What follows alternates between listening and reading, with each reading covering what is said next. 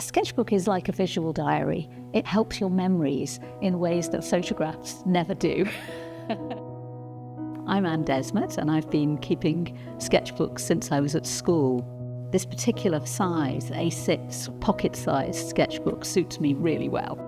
I can make a panoramic vista like this of Rome in a reasonably short time in a tiny sketchbook like this, whereas I used to have spiral-bound, bigger books, which I found a bit intimidating, difficult to carry around, took a long time to fill the spaces, and then they all fell to bits because the spiral binding doesn't last forever. Quite a lot of these early drawings fed into my wood engravings and linocuts and collages over the years. But sometimes my drawings are just, in fact often, they're just for the sake of drawing. And the times that I get to do most of my drawings are when I'm on holiday. You really get a sort of strong memory of the place that you were. So this is Belgium, where I've got family and visit quite a lot. And then we're into Wales, and then Venice, and this is a drawing that's directly fed into one of my engravings. And here's some studies with watercolour of the Bankside power station before it was turned into Tate Modern. And then here we're in Matera in Basilicata in southern Italy, and this particular drawing formed the basis for a linocut some years later. I might look back at drawings I made 20 years ago and do something with them, or else I might use a drawing that I made yesterday. These are a series of drawings of the site that became the London Olympic site. So these are a sort of curious mixture of drawings done on site, such as these, and this derelict warehouse, and then other drawings that were done from images online to get these kind of very strong aerial views. And then we're back in Italy. This is Lucca. I had a long time to sit here in the shade of the trees.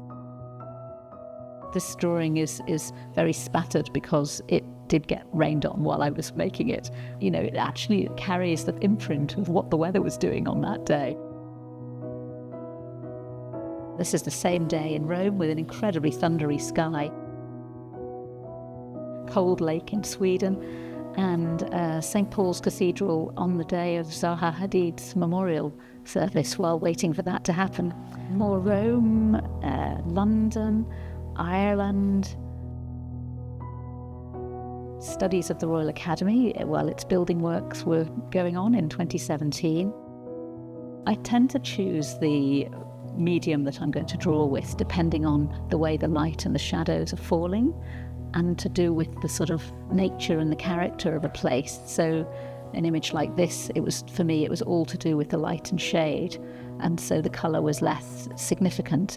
But then we get here, then in 2018, I was on a Greek island in Skiathos, and almost immediately I went from a sort of tonal drawing like this to actually working in full-on watercolour, because it just didn't seem possible to approach the Greek islands just tonally. It really seemed to demand colour.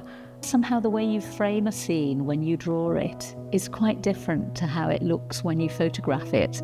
When you draw something, you're bringing out the real intense drama there that you've seen in a way that you think that your photographs will capture that, but somehow it never seems to. Perhaps I'm just a bad photographer. I much prefer to be drawing, and it also just keeps your hand in, the training of your hand and the looking at something intensely for drawing it. Keeping a sketchbook is tremendous fun, and I really can't recommend it too highly.